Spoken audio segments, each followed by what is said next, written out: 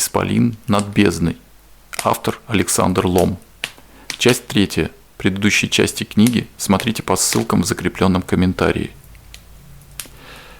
Покинув трактир «Золотой лев», доктор Канир бросился в свой 100-сильный лоршес и помчался на далекую окраину Марабраны, в район, населенный нищими, больными, проститутками и ворами. Этот район, известный под названием Гух-Норб, лежит, собственно, за чертой города и представляет собой даже уже не трущобы, а некую жуткую свалку полумертвых человеческих существ. Дорогу в Гух-Норб доктор Канир знал хорошо. Он не раз бывал в этом кошмарном месте по поручению профессора Нотгорна. Никаких улиц в Гух-Норбе нет, о лачугах и хибарах тоже говорить неуместно. Тут просто логово, слепленные кое-как из разного хлама и разбросанные по обширному пространству холмистой местности с хаотичностью безразличия и обреченности. Машину вскоре пришлось оставить. Слишком уж густо одна на другую громоздились причудливые ячейки человеческих убежищ, созданные из бочек, пустых ящиков, ржавой жести, старых рекламных щитов и разноцветного тряпья. Доктор Канир запер машину и пошел пешком. Несмотря на ранний час, за пришельцем из большого мира следили через многие черные щели чьи-то жадные, настороженные взгляды.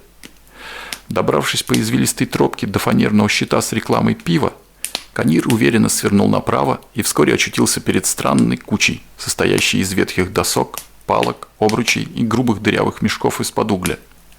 Можно было пройти мимо и не догадаться, что под этим хламом обитают живые человеческие существа. Но Канир знал, что они там есть. Он осторожно просунул трость в одну из щелей, ткнул легонько во что-то мягкое и негромко позвал. «Ведрис Бондонайк, слышите?» «Кто там?» – послышался тотчас же из недр кучи испуганный шепот.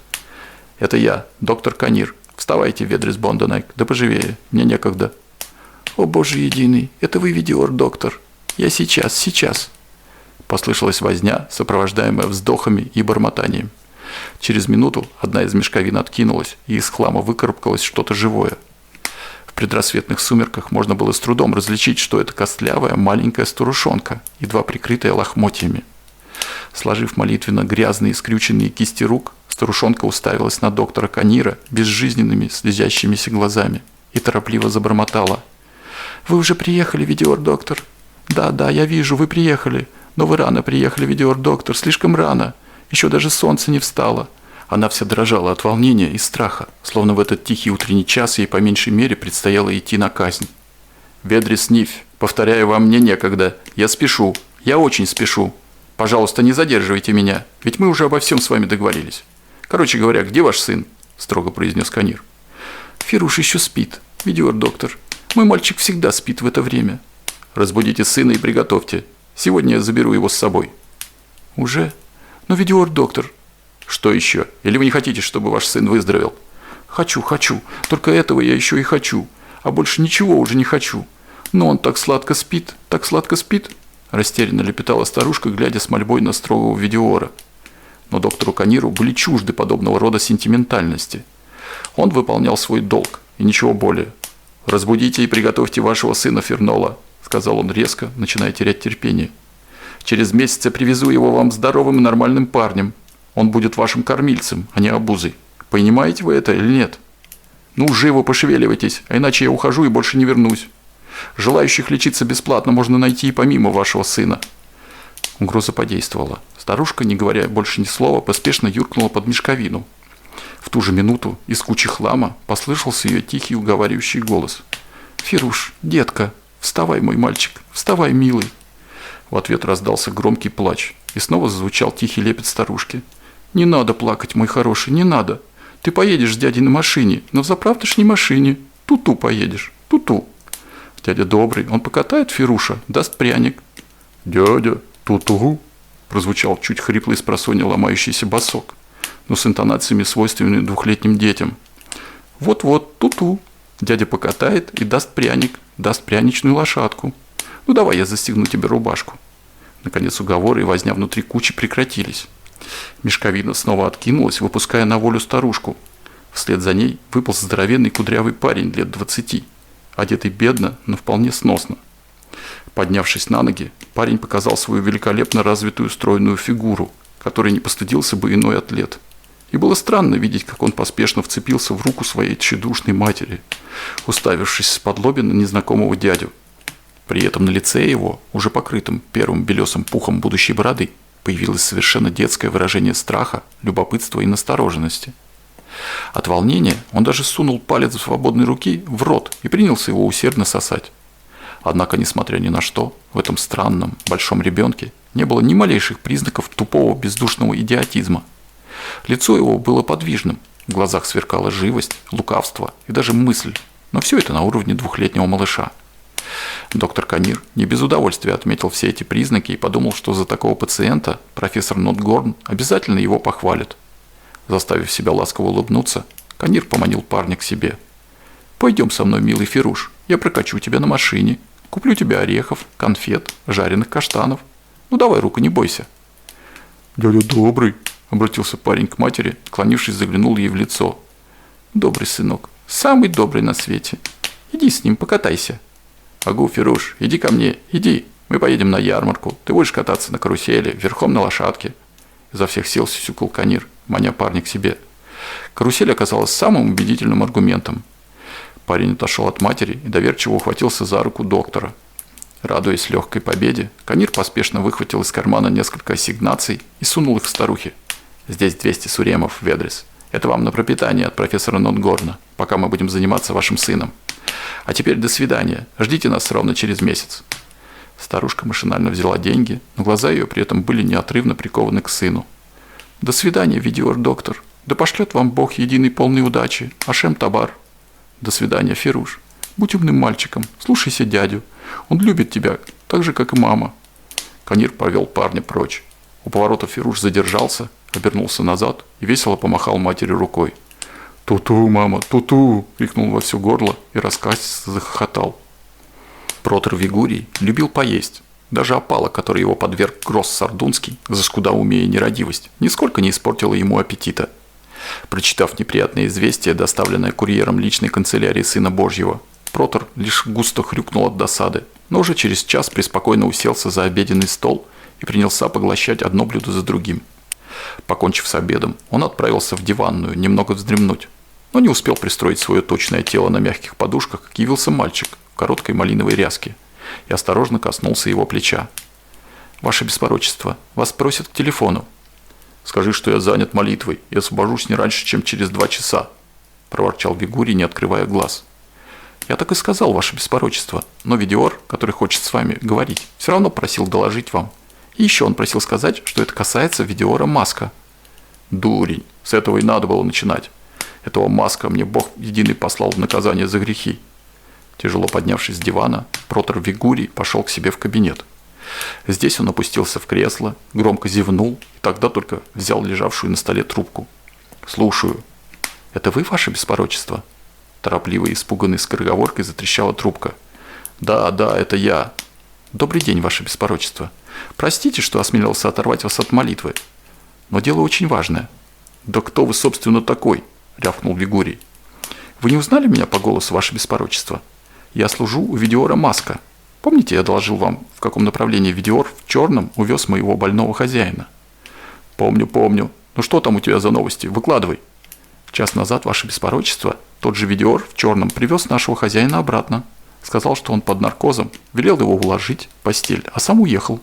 А фамилию его-то не узнал?» «Не смог, ваше беспорочество. Все произошло так быстро. А четверть часа назад наш хозяин пришел в себя, и мы увидели, что он не в своем уме. Экономка сразу пошла за доктором, а я бросился звонить вам». «Погоди, что значит не в своем уме?»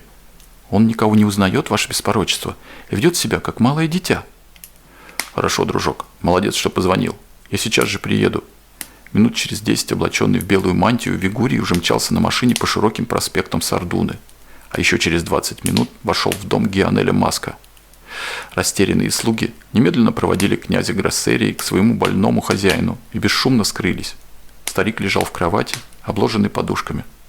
Он был в сознании, но дышал прерывисто, с хрипами, словно загнанный зверь. Взгляд его полный ужаса блуждал с предмета на предмет. Вигурий откинул широкий рукав белоснежной мантии и, взяв больного за руку, спросил: «Раб Божий Гионель, ты узнаешь меня?» В ответ на этот простой вопрос старик вдруг горько расплакался и проговорил: «Я боюсь. Я хочу к маме. Я не хочу карусель». Протер был поражен таким странным помрачением рассудка. Умирающий старик считал себя маленьким ребенком. Подождав, пока его всхлипывания и странные выкрики прекратятся, Протер ласково погладил его сухую жилистую руку и обратился к нему с новым вопросом. «Кто ты? Скажи мне, кто ты?» «Я маленький Фируш. Я хочу к маме. Гухнорб. Я не хочу карусель. Я не хочу конфет», – пролепетал в ответ больной, глядя на Протера умоляющими полными слез глазами. Что-то толкало Вигурия расспрашивать дальше. «А кто тебя отобрал у мамы? Как ты попал сюда?» – продолжал допытываться Вигурий. Потрясенный услышанным, и старик ответил. «Меня взял добрый дядя. Он покатал меня на машине. Ту-ту, ту-ту. Фируш катался на машине. Потом дядя дал конфет. Потом другой дядя уколол, и Фируш плакал. Злой дядя, противный. Мне больно. Я хочу к маме». Старик расплакался навзрыд, и Протер ничего больше не сумел от него добиться. Кое-как совершив обряд третьего очищения и тем самым полностью подготовив своего клиента ко встрече с неизбежным, Вигурий уступил свое место врачу, который уже несколько раз с нетерпением заглядывал в комнату больного. Врач провозился с умирающим стариком минут 15. Когда он вышел в холл, Протер Вигурий спросил его: «Что вы скажете о больном, доктор?» «Состояние пациента значительно ухудшилось, ваше беспорочество. Не понимаю, зачем понадобилось его куда-то вывозить. Дорога сильно повредила ему. Температура 40, пульс 120, сердце работает с перебоями», – ответил врач. «А что вы скажете о его странной потере рассудка?» «Обыкновенный бред. Он считает себя маленьким ребенком. Это бывает. Воспоминания детства и тому подобное. Придется созвать консилиум, но боюсь, что ничего существенного уже сделать не удастся», – спокойно ответил врач и, поклонившись, вернулся в комнату Маска. Попросив расторопного слугу извещать его каждых 2 часа по телефону о состоянии больного, Протер Вигурий уехал домой и стал ждать. Вести поступали все менее и менее утешительные. В 8 часов вечера Протеру сообщили, что великий Маск скончался. 2 мужчин в просторном белоснежном облачении князей Гроссерии сидят у круглого стола в огромном кабинете и расточают друг другу обворожительные улыбки. Один из них Протер Мельгерикс, личный секретарь его святости Гросса Сардунского. Второй – опальный Протер Вигурий, пришедший добиваться высочайшей аудиенции. «Это невозможно, ваше беспорочество», – говорит Протер-секретарь, обнажая зубы в ослепительной улыбке. «Его святость недоволен вами, и вам придется потерпеть до окончания установленного срока. Воля Сына Божьего – непреложный закон для всех смертных, в том числе и для нас с вами. Ашем Табар, Ашем Табар, Ашем Табар». «Да будет так во веки веков», – восторженно подхватывает Протер Вигурий и поспешно склоняет свою тучную шею. «Но, ваше беспорочество, вникните в мое положение. Я должен получить высочайшую аудиенцию, ибо у меня есть для его святости особо важное сообщение». Улыбки, поклоны и любезности уже целый час скользят по гладкой поверхности стола. Спешить беспорочнейшим некуда, времени у них предостаточно, а упрямством, выдержкой и хитростью оба наделены с избытком. Так бы их состязание и окончилось в ничью, если бы не дала себе знать разница в возрасте. Пожилой Вигурий первый проявил признаки усталости и решил сдаться. «Ах, ваше беспорочество!» – воскликнул он. «Изъявите мне свою бесконечную доброту и дайте согласие выслушать мое сообщение для передачи оного его святости. Я не буду тогда беспокоить вас дерзкой просьбой о высочайшей аудиенции». Протер-секретарь искренне сокрушается. «Простите великодушно, ваше беспорочество, я мог сразу же предложить вам свои услуги и не отнимать у вас драгоценное время. Умоляю вас, простите, мое сердце открыто для вас, и я готов вас выслушать». На этом утомительная игра заканчивается. Отбросив личину почтительности и сразу меняя всю свою позу, торс свободно откидывается на спинку кресла, шея застывает в каменной неподвижности, руки непринужденно ложатся на подлокотники. Протер Вигурий с сухим деловым тоном принимается рассказывать о возвращении Гианеля Маска, о его странном бредовом состоянии и, наконец, о его кончине. Услышав о смерти престарелого композитора, Мельгерикс набожно складывает руки и говорит: «Да не спошлет ему Бог единый вечное успокоение и райское блаженство. Ашем Табар, Ашем Табар», откликается Вигурий и, помолчав ради приличия, спрашивает: «Ну а что же вы все-таки скажете обо всей этой истории, ваше беспорочество?» «А что тут говорить?» вздыхает протер-секретарь. «Смерть Гианеля Маска, конечно, большая утрата, но это общий удел всех людей. Его вечной душе теперь хорошо, ибо она уже вкушает неземную радость у подножия престола Бога Единого. Нам же остается воздать должное останкам усопшего. Я доложу об этом его святости.